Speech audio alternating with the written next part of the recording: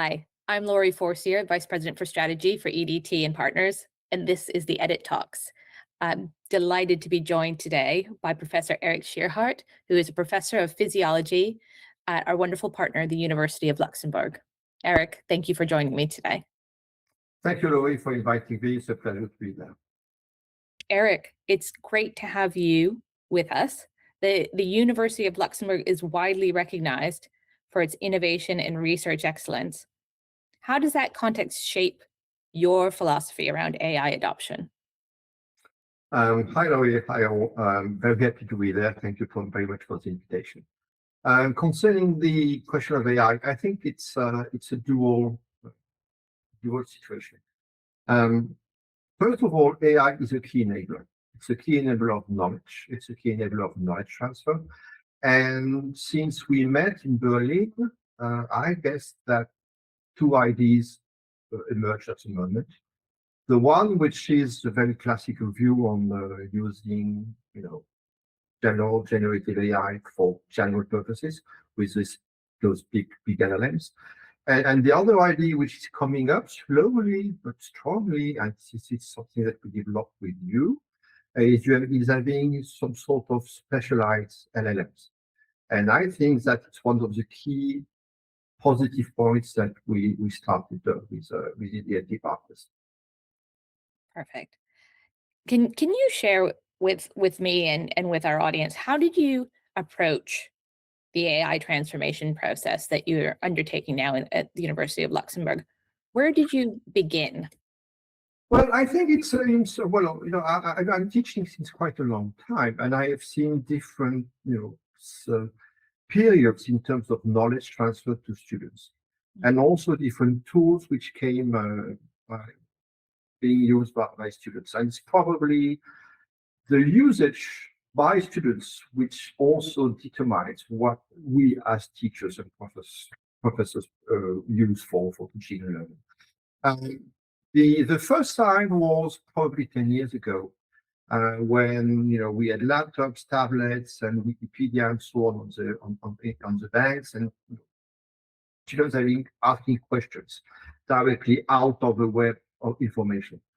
And secondly, AI came up something like 2 years ago, and Luxembourg is a relatively wealthy country, and also we have students who are technology prone, but not forcibly technology enabled, which makes a very large difference in terms of terminology. Now, to make a long story short, I noticed that my students were using, the classical big LLMs at the moment. The outcome was the following: when we discussed with them, and I had good contacts with my research channel, they were complaining about having issues because a lot of information was coming out from ChatGPT or from Copilot or from whatever it was, and asking a simple question was ending up in a 25-page document, which was probably correct, but completely irrelevant for them. So we came out with this AI for students because of the need of selectivity, and also because of the need of being clear according to the learning objectives of the student. So it's a completely different paradigm. We are not looking for large LLMs. We are looking for adapted LLMs, which are useful for teaching and learning. Right, that can cut out some of that noise and absolutely scaffold in a way that is directly relevant to what's being learned in front of them. In this context, we have guardrails. So this means that the so-called small LLM is designed so that the students knows exactly that he or she can get information which is fully needed for the course, but there is no noise or poisoning, or whatever you may call it, of the information, so that they get to the point. And this is most important for them, because it is relevant, and this is absolutely necessary for them. Back in December, we co-led a workshop for European universities at OEB in Berlin. And when we asked leaders about their biggest blockers to AI adoptions, the answers were pretty consistent. Data privacy, it was security, IP and copyright concerns, content readiness, a lack of skills and training. And you've just talked about one of the challenges you were trying to address by bringing these smaller LLMs for your students. But what were the other significant barriers that you were trying to address at the University of Luxembourg, and how did you overcome them in a practical way? There are effectively the barriers that you cited, which are, from my viewpoint, technical or regulatory, and we can tackle the issues very, very easily to some extent. It's a sort of management issue which can be solved. Now, the thing which is probably the most important when you use AI in the higher education field is a question of emotion. To be honest, it's a question of emotion, it's a question of egos, and also it's a question of knowledge. It may sound funny at the start, but when you put AI as a teaching and learning solution in front of a relatively experienced professor, it's a challenging time. And you probably know that the older you get, the more you seem to be able to answer any sort of question because you feel, some sort of academic authority. And this is absolutely key. You have to take into account the fact that AI is not a competitor. It's something which enables knowledge for the teachers, for the professors, and for the students. So the problematic of acceptance and barrier is linked to this emotional viewpoint in front of the machine. I can tell you that probably 1/5 of the teachers and professors within my institution, something like roughly counting, discussing with people, will try to use AI, whatever it is, because they see it as a catalyzer for their activity. The other ones are very classic. One characteristic of universities is that they're able to close themselves within time. We are sort of like elephants, long gestation, and change is very difficult. And this barrier is, from my side, from my view, is something which is very emotional rather than technical. I'm curious, I'm just going to ask a quick follow-up question onto that. Is like, have you seen movement or a difference in that split, that divide between those who see AI as a way to kind of superpower their work or augment their work, and those who, as you said, were more classical? Has that shifted in the last, say, 18 months? It has shifted since probably 18 to 24 months. And probably the older guys are the most prone to evaluate or to evolve. And I tell you exactly why. And I'm part of this category. I was confronted to internet in the late 80s, so 86, 87 was my first connection for the internet. We experienced the whole development of internet and everything which is related to it since the early 90s. The first browsers, the first clients, the first everything. So it's more or less like electricity. It became a commodity for us because we started from scratch already in the last years of the 80s. If you take the younger ones, who are something like 40 years old or something like that, they were directly immersed into this technology world, and they haven't seen the development and the capacity of this digital world to grow your knowledge like a small onion and becoming a very large onion. And this is probably the very sensible difference between the two. The youngest one do have to understand that technology is evolving. You have to cope with it positively, and it's not concurrence. And now we have still these two balance, the one who do see that as a pure concurrence, and the others just accommodate positively. And I think that accommodation is a characteristic of animals and mammals and humans too. And if you have the experience, you accommodate more easily. I think it's a really interesting question, and I think some of your answer, it makes me wonder if it's there's a difference, of course, with those faculty members who feel quite secure, right, in their academic role, and they've been present there for a long time, and those who still have additional work to do to, say, achieve a full professorship or tenure, and how is this kind of new technology now implicating that as well, because it's a new conflating factor, basically. Yeah. But let's move on, because there's a lot of excitement around generative AI, but also there is understandable caution for one of those. That's one of the reasons that we were just talking about. But how do you approach generative AI in a way that genuinely enhances learning in your own practice, while safeguarding things like quality, like equity, thinking about compliance? What principles or guardrails have guided your work? Yeah. Very nice question. Thank you. Well, the development of generative AI for me within lecture and with EDT&Partners, what was the following?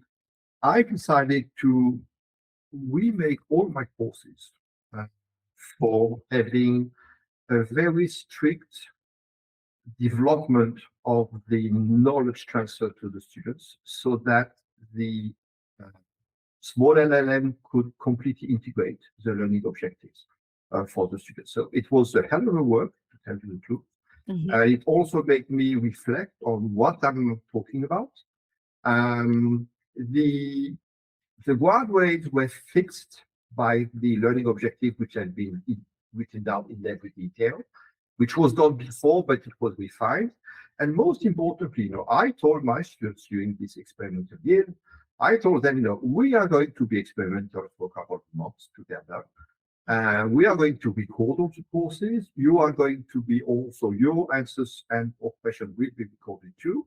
And the idea was to have a sort of two-sided event where I teach and where they ask questions also, so that at the end of the day, we have a fueling of information into the LLM, which is absolutely corresponding to the matter which has to be learned, and also the questions which could be generated by the LLM. So you're focusing here on your own teaching, but I want to recognize that you're taking that teaching, you're leading this change at the institutional level as well. Where are you seeing the most meaningful shifts in both your own teaching and those around you as a result of AI? There are a lot of discussions. It's a principal discussion of AI in higher education, which is discussed by us also, like in many other institutions. There are emotional bias, as we said before. There are technical bias, because it's something which is its power. And also there is a question of how to qualify the value of AI in teaching and learning. Now, to be honest, it's something which is very curious to many. And my colleagues who are the most prone to look at AI are the people from mathematics. I was surprised when I talked to them that they had so much interest. Also, people from medical studies or anything which is related within this field of medical school at the end. So this means midwives and also radiology, imaging, and so on. They are really interested because it is a way for them also to comply with learning objectives which are regulatory fixed. You probably know that medical school is linked to a directive in Europe, and there are learning objectives which are regulatory fixed. And it is also something which is really important, because in that case you are sure to completely frame what has to be transferred to the students. And also there was some interest on colleagues of law, because you may not know, but law is like mathematics. It's a sort of calculating world where there is this sort of intrication of knowledge and reasoning, which was also applicable for LLMs. They didn't go through the past yet, but I'm thinking about it. So it's a sort of slowly evolving world within our institution. Yeah, I want to pick up on something that you were just talking about, which is like the outcomes in some fields, right? They're fixed, right? And so I'm curious about how you're measuring whether the adoption of AI in the process of teaching and learning is improving those outcomes. I'm also interested to understand from your point of view whether you're seeing any movement in what those outcomes are expected to be based on the introduction of AI in teaching and learning. So in terms of measurement, I have figures which are preliminary still. I have 200 students in medical school. To give an example, something like 2 or 3 weeks before the exams, I get my email box flooded by questions, which is some sort of kind of failure for myself in this kind of situation. And bizarrely, after January 1st, the exam was on the 9th, I was still seeing my mailbox empty. Mm. And then we looked at the usage of the lecture of the LLM. Mm. It was for my courses and some courses of my colleagues. And the students were using the LLM since 2 weeks because they wanted explanations, they wanted quiz, they use quizzes, they prototyping questions and so on. So they completely forgot me, but they didn't forget the LLM, which was actually answering immediately and not waiting to a professor like me to answer when he had time. And we had something like 600 to 800 requests to the LLM in a couple of days, which is very significant. Mhm. And so I believe that it's a solution for the students to, reassess the knowledge and have example of questions for the exams, which could be in the week after. So it's positive. Technically speaking, it's positive, and in terms of measurements, it's positive also. And what do you think about that second part about, do you think that the use or the introduction of AI, I mean, it sounds like it's changing student behavior just in terms of how they support and scaffold their own learning or their own revision in advance of examinations. Do you see ways that it might change how we think about outcomes or the ways that we might ask students to demonstrate their mastery of knowledge? Nice question. I think that there are two situations. The first one is the one which is feared by any teacher or professor, that when you ask for an assignment, you get something which is coming out from any sort of ChatGPT, whatever it may come. And when you correct, you immediately see that the question is a little bit too well answered. And the other way around is a bit different, and this is the way that I'm using with my students. We use lecture for the course and for the exams and so on, but also when they have assignments, they are free to use any sort of AI tool. But the only thing that I ask is the following. I don't want the assignment by paper. I want them to explain me for 15 minutes in front of me where the AI was wrong and how they interpret the output of the AI. And it's a complete game changer, because first, you increase the quality of the relationship, the human relationship with the students, and this is good for. And also, they are becoming almost young experts in prompts, and they are able to understand why AI or the LLM is answering some sort of question, and they can criticize it. So it increases their level of knowledge because they have to explain it. And also, you see the good students, the ones who do have understood fully the mission. And you see also the other ones who are, more. So it sounds like you've implemented almost a viva around like critical discernment as part of the process. I love that. I love that. I want to move on to the topic of pilots, which many higher education institutions right now are running all different kinds of AI pilots. How did you move from early experimentation into more meaningful implementation? Um, on the basis of the question, I looked at this study also, and if the design of the LLMs was very generic, very general. So at the end of the day, the added value for the students is not forcibly big because the essence of development was not really adequate. As we've done with you, the fact of having a sort of restricted LLM for the future is something which is extremely important, because in that case, we are able to fully measure what is the added value for the students, because we know exactly the frame of information that we frame. Sorry to be doubling. It's exactly information that we frame, so that we can prove that such an LLM, which is guardrail, is giving the right information to the students at that time. And also, our philosophy was to look at AI as a companion. It's not something which is meant at replacing. It helps the students to progress within knowledge acquisition, which is very different than asking the tool to get an answer, which will be giving us an assignment. So having a companion is something which is really different in terms of philosophy than having a solution for answering questions. And I think that it is a very big difference in LLM development at the moment. I mean, what it sounds like you're talking about here is almost like a level of intentionality, right? In design.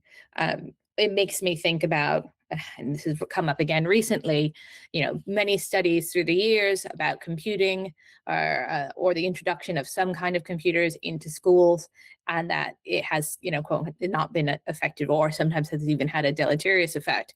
But the piece that's always missing is, what was the intention behind the use? If you just put a technology in a classroom and there's no purpose, there's no scaffolding, there's no guardrails, or however you want to think about it, is there any surprise really that it doesn't have a positive impact on learning, and it doesn't support teaching?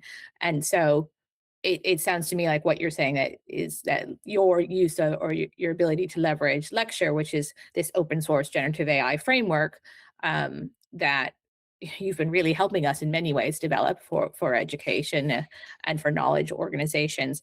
It is a tool that can be used with that level of intentionality that's help moving the needle. Yes.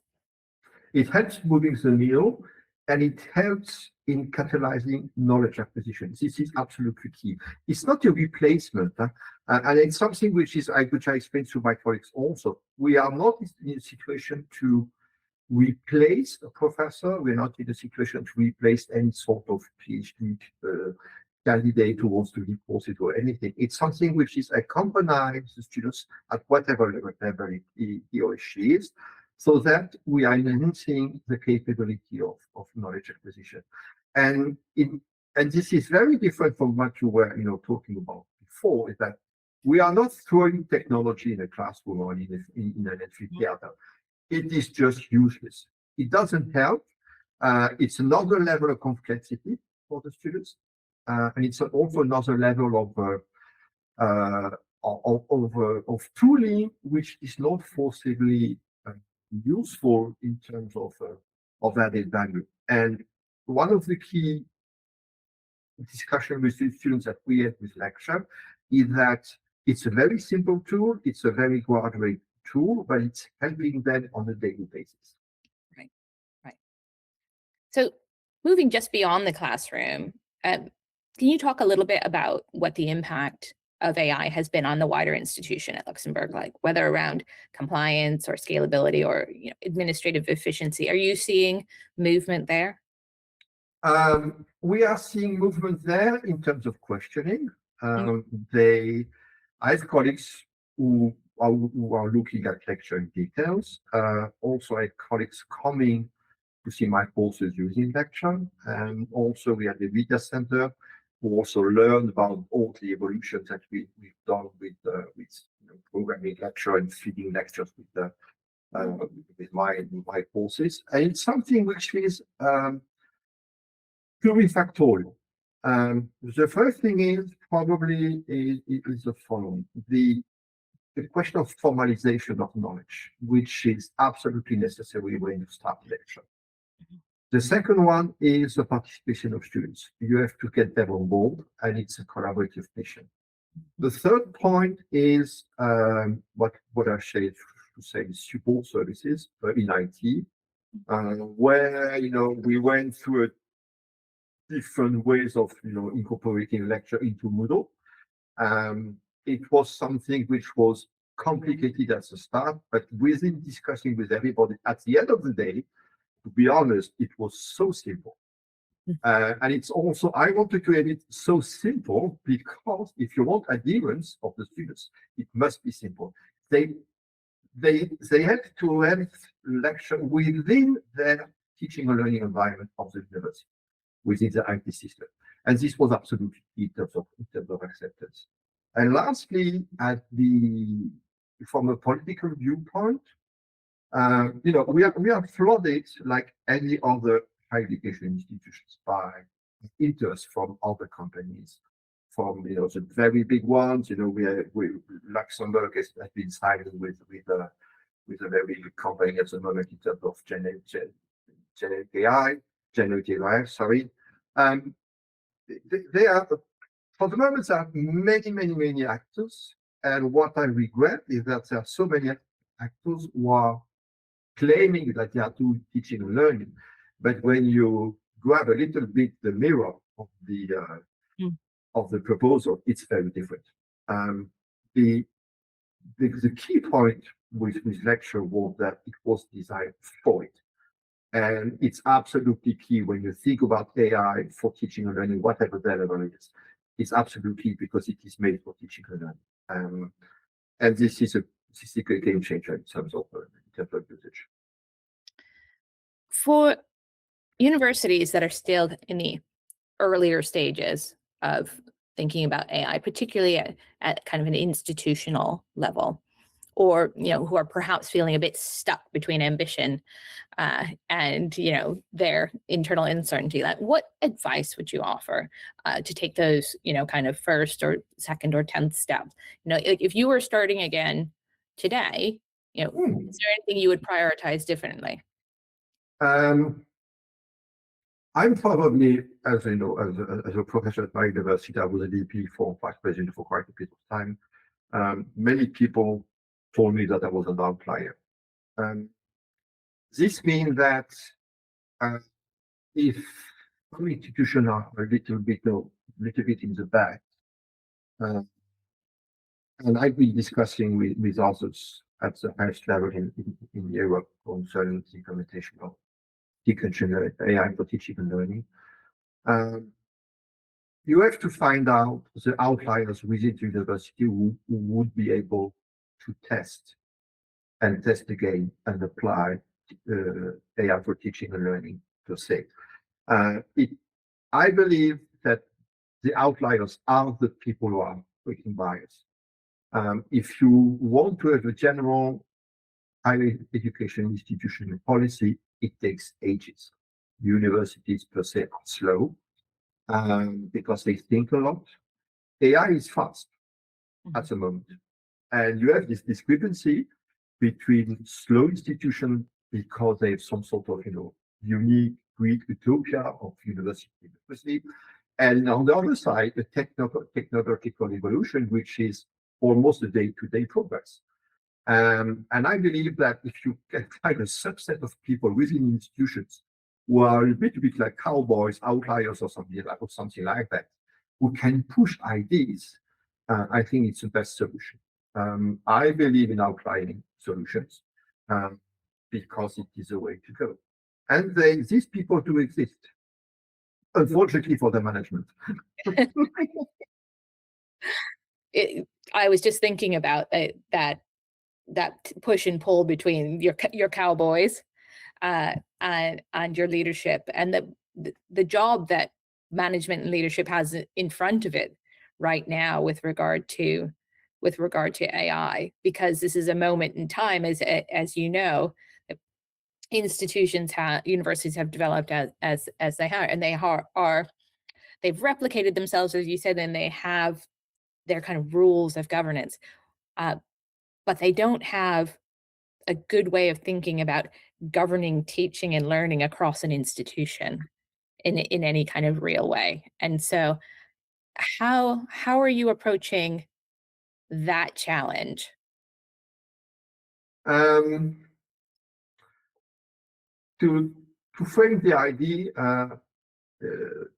I'm working for evaluation agencies in Europe for evaluating universities. So I'm seeing quite a couple of them, well, at least two, well, not more than two a year, because it's time consuming. And it's difficult to evaluate big universities with 60, 70, or 80,000 students. And their managements perfectly know that AI is there, AI is used by students, and AI should be put into the heart and blood of higher education institutions. The thing which is very, very complicated in general is the following.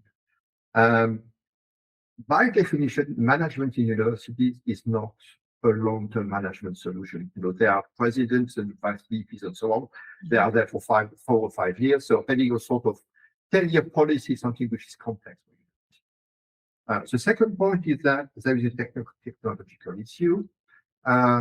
You have to find the right IT people, the right outliers in IT who are capable of inserting AI into an IT system within a university, and it's not that easy for them. Mm-hmm. Thirdly, is making the bridge between the two. With the IT guys, probably do everything what they want, and the other side of the university, which are the humans, the normal humans. And thirdly, it's a cost. AI for universities means that there is an implementation cost, which is not nil, and also a training cost. People have to be trained for that, and it is a direct cost for the universities. And last but not least, one of the papers that I read recently concerning the implementation of AI in institution would be to create some sort of a nail or some sort of subsidiary of the institution, so that they could start from scratch with courses, teachers, AI already from nil, and see this AI as a lab, and then transfer these possibilities to the whole institution and find out as a teaching and learning solution for failing and progressing solution for making available for the education institution. It's something which is highly discussed in Germany, for example, because the institutions are more free to make this kind of subsidiaries. I've also discussed with people doing lifelong learning in another discussion with not-for-profit institutions with a reduced subset of students, something like 600 to 800 students. And in that case, you can directly go through and say, this year we change everything. You are not confronted to elephant-esque institutions. So starting from de novo, so hybrid solutions would be one of my easiest way to go, because you can prove the value, which is essential. Yeah. Last question for you. As AI continues to evolve and you implement these de novo innovation centers, how do you see lecture developing within your ecosystem, and what excites you most about the next phase? The most exciting development for lecture would be, and is actually, we have this generation of exam questions, and I believe that I am also a fairly human. And one of the key points for lecture and for this kind of type of very precise tool is to correct exams so that we are in a situation where there is complete fairness. Mhm.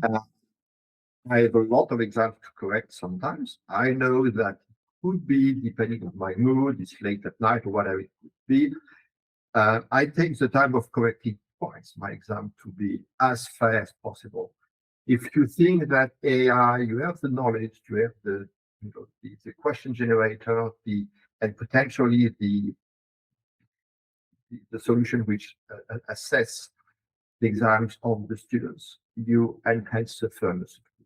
And I think it's a very human positioning, because people need to be treated with absolute fairness, which in my view could be helped and controlled also by lecture. And I believe that such a development would be absolutely fantastic. I'll tell you this for a very specific reason. For example, in medical school, it's people, they are ranked at the end of the year, so they get a place somewhere, whatever it is. And half, 1 point out of 20 can change the lives of someone. And, fairness is also linked to this. And being fair is a sort of superpower. And if we can get help from an LLM for that, it would be absolutely fantastic. Okay. Eric, thank you so much for spending some time with me today on the EDiT Talks. Thank you, Laurie. It was a pleasure.